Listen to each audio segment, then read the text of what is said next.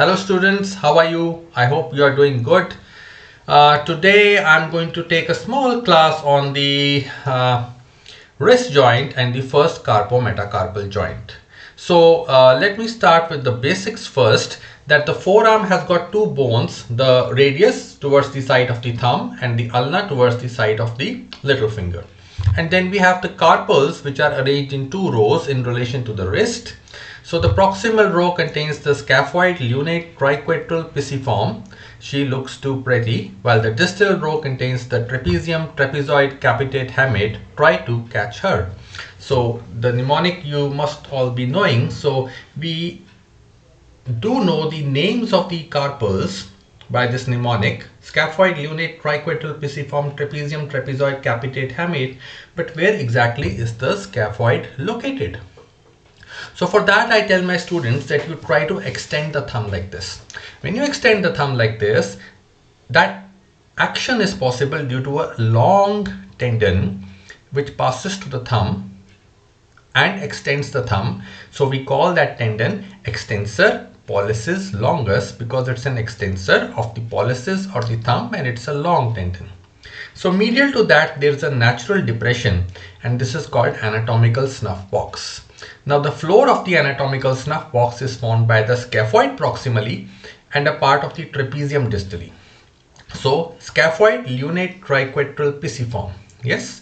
So this is the arrangement of the bones, carpal bones in the proximal row. So the wrist joint, we all know this is the wrist. The wrist joint, it's a synovial joint of ellipsoid variety. Now, what is the meaning of ellipsoid synovial joint? In an ellipsoid joint, there is a condyle which fits into an ellipse. Yes. So here we have the scaphoid, lunate and triquetral bones which fit into a cavity which is formed by the inferior aspect of the radius and the articular disc of the inferior radioulnar joint. So essentially the wrist joint is what? It is the radiocarpal joint. It is a radiocarpal joint and it's a synovial joint of ellipsoid variety. So radiocarpal joint, so the radius participates the articular surface of the radius and the articular disc of the inferior radioulnar joint, that is one articular surface. Then the other articular part are the carpal bones. Which carpal bones? Scaphoid in the floor of the anatomical snuff box, lunate and triquetral bone. So scaphoid, lunate and triquetral, they fit into the cavity of the articular surface of the radius and the articular disc of the inferior radioulnar joint. So the other name for the wrist joint is radiocarpal joint. So this joint allows movement along two axes. We all can do it: flexion, extension, abduction, adduction. There is another movement, the combination movement, which is referred to as circumduction. Yes. So if you get a note on wrist joint or somebody asks you about the wrist joint, you first of all mention it is a synovial joint of ellipsoid variety. Once you do that, then you mention the articular surfaces. So it's a radiocarpal joint. The radius and the articular disc of inferior radioulnar joint, they articulate with the scaphoid, lunate and triquetral carpal bones. So this joint, now what is the importance of this joint, wrist joint? This joint is frequently involved in the pathological condition rheumatoid arthritis. People with rheumatoid arthritis, they experience pain in this joint. Then a ganglion may be formed dorsally to this joint. So this joint is important to us in performing our day-to-day activities. Yes, it allows us so much flexibility. Now, when you do the muscles in relation to this joint, you have to understand the movements possible at that joint and then correlate these two things.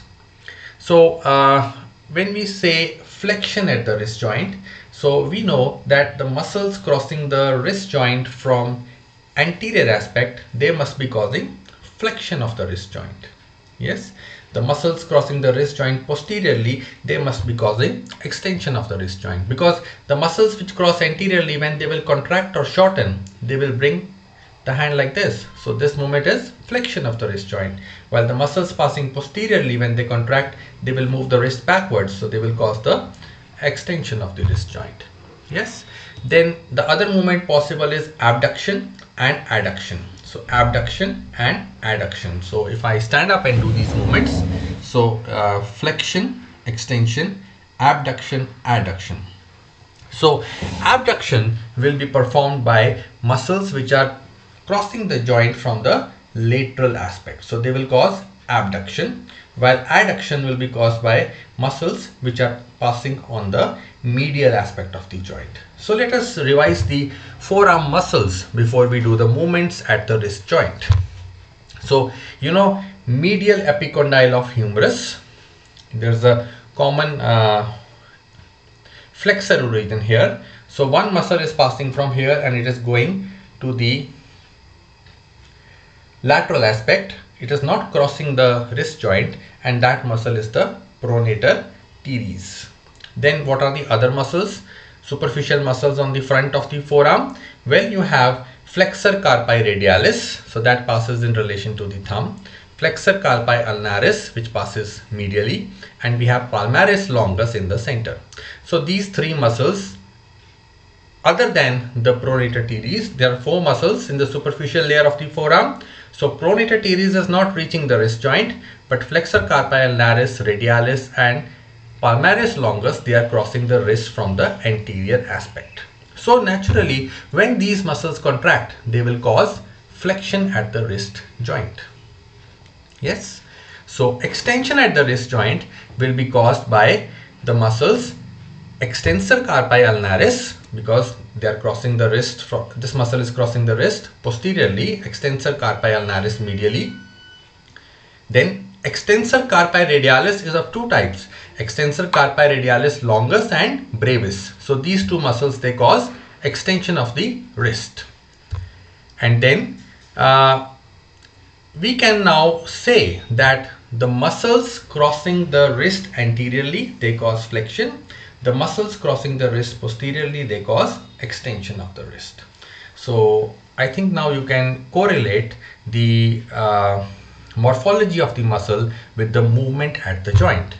So similarly, when we talk about abduction and adduction, so abduction is moving away from the body, adduction is moving the wrist towards the body. Now abduction will be performed by the muscles which are crossing the joint from the lateral aspect. So abduction is performed by which muscles? It is performed by flexor carpi radialis, because it's a lateral muscle crossing the wrist joint. Then we have extensor carpi radialis, longus and brevis. So these three muscles, they are crossing the wrist joint on the lateral aspect, so they are causing abduction. On the medial aspect, we have flexor carpi ulnaris and extensor carpi ulnaris, which are crossing the joint anteriorly and posteriorly on the medial aspect, so they will cause adduction. So students, you also remember along with it that the boundaries of the anatomical snuff box, you know, the lateral boundary of the anatomical snuff box is formed by two muscles, abductor pollicis longus, extensor pollicis brevis. So anatomical snuff box, I told you, when you extend the thumb like this, you can feel the tendon of extensor pollicis longus. So this is forming the medial boundary of anatomical snuff box. Lateral boundary of anatomical snuff box is formed by two muscles, abductor pollicis longus, extensor pollicis brevis. So these two muscles which form the lateral boundary of anatomical snuff box, they are also abductors of the wrist. And circumduction is a combination of movements. So I'm going to repeat all this for your benefit. And before that, I want to say that when you describe the wrist joint, you describe it as a synovial joint of ellipsoid variety, number one.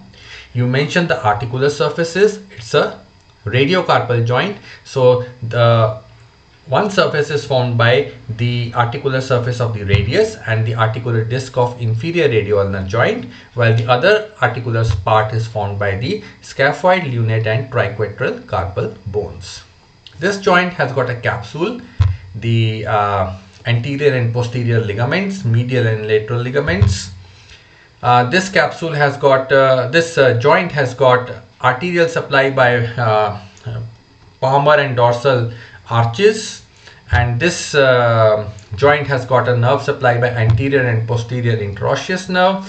But the most important thing about this joint is the movements of the joint and your concept regarding the movements possible at this joint. So flexion at the wrist joint is caused by muscles which cross the joint anteriorly. So they are flexor carpi ulnaris on the ulnar side and flexor carpi radialis on the radial side and palmaris longus in the center.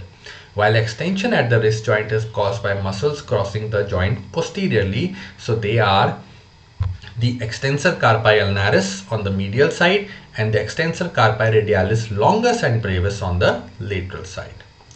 Adduction is caused by muscles which are crossing the joint from the medial aspect, so whether anteriorly or posteriorly. So adduction is caused by flexor carpi ulnaris and extensor carpi ulnaris, while abduction is caused by flexor carpi radialis and extensor carpi radialis longus and brevis.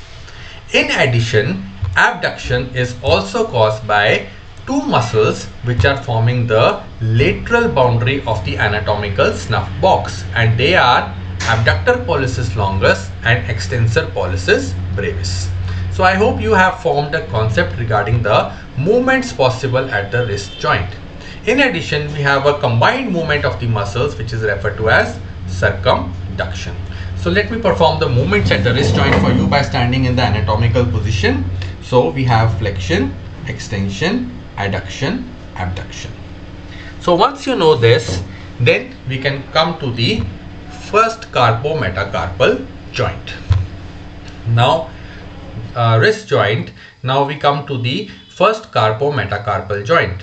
The first carpometacarpal joint is a saddle joint. So it's a synovial joint of saddle variety. Saddle, have you ever seen a saddle on the horse? That is the shape of this joint. So we have the two articular surfaces which are reciprocally concavo-convex. So this joint is formed between the base of first metacarpal and the trapezium. So the articular surfaces, they form of these two bones, the trapezium and the base of first metacarpal, they form this joint. So as I told you, this joint is a synovial joint of saddle variety. So if we imagine the trapezium, the articular surface of the trapezium. So if I make this as the articular surface of the trapezium, it is concave here and convex here. So for the concavity of the articular surface of the trapezium, the base of the metacarpal will have a convexity, and for the convexity of the articular surface of the trapezium, the base of the metacarpal will have a concavity. So the two surfaces are reciprocally concavo-convex. So this joint, first carpometacarpal joint is frequently asked in the examinations because it is the joint which makes our thumb functional. The thumb has given us the ability to grasp objects, and it has given us that dexterity, the complexity in movement. It is not lying in the same plane as the remaining fingers of the hand. So this joint is asked by the examiners because this is a very special joint, the joint between the trapezium and the base of the first metacarpal. So this joint is a synovial joint of saddle variety, and this joint is the first carpometacarpal joint. So this joint also has a capsule, medial ligament, lateral ligament, anterior ligament, posterior ligament, like the wrist joint, and this joint allows us different movements. So what are the movements possible at this joint? So Flexion and extension, they take place in the plane of the palm like this, while abduction and adduction take place in a plane perpendicular to the palm like this and like this. So if I stand in the anatomical position, flexion and extension take place in the plane of the palm. So this is flexion and extension, while abduction and adduction take place perpendicular to the plane of the palm. So this is abduction and this is adduction. Abduction, adduction, flexion, extension. So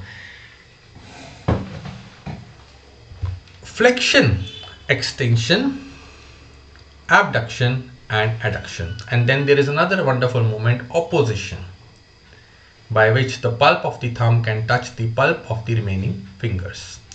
Now flexion and opposition, they are done by two muscles.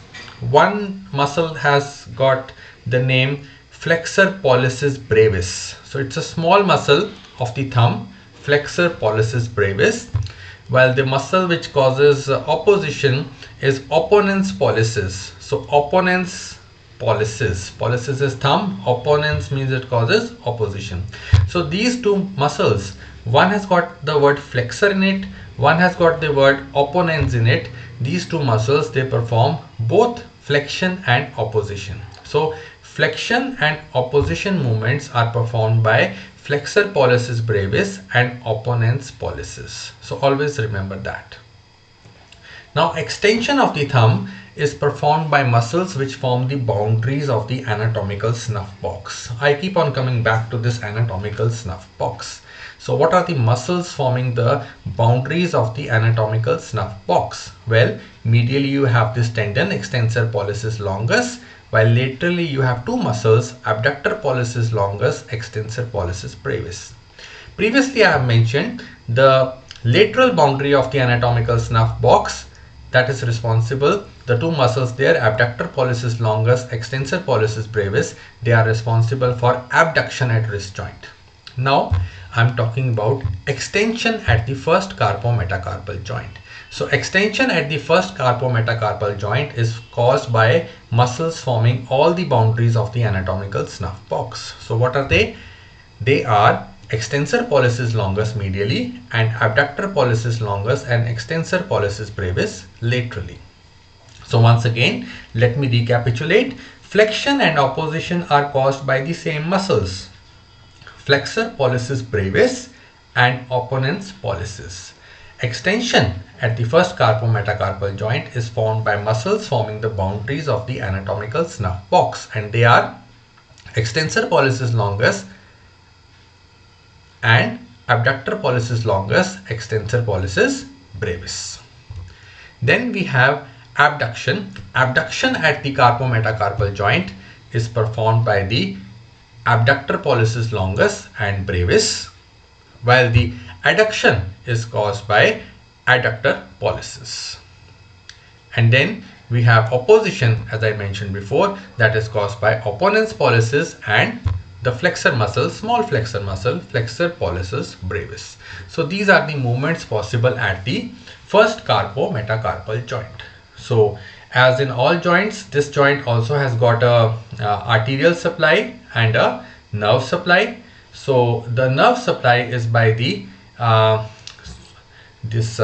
anterior and posterior interosseous nerves, while the arterial supply is by the artery which we feel here during palpations for the normal pulse, that is the radial artery. So this artery is lying in close relation to the first carpometacarpal joint, so it supplies this joint.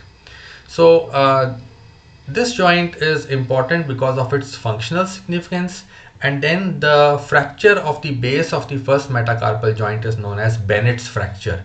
So that is frequently asked in radiology classes. You know, what is the fracture of the base of the first metacarpal known as? That is known as Bennett's fracture. So students, with this I complete my topic, that is the class on wrist joint and the first carpometacarpal joint. You can find the links to the theory lecture in my Facebook page, Anatomy for My Students. You can see the theoretical version of the class there, And if you have any questions regarding this class, you can contact me at anatomygaurav@yahoo.com. And my students at GMC Amritsar, they will receive an assignment of this class shortly, and they are required to send that assignment to me as soon as possible, preferably within 2 days. So thank you for attending the class. Till the next time we meet, bye bye and take care.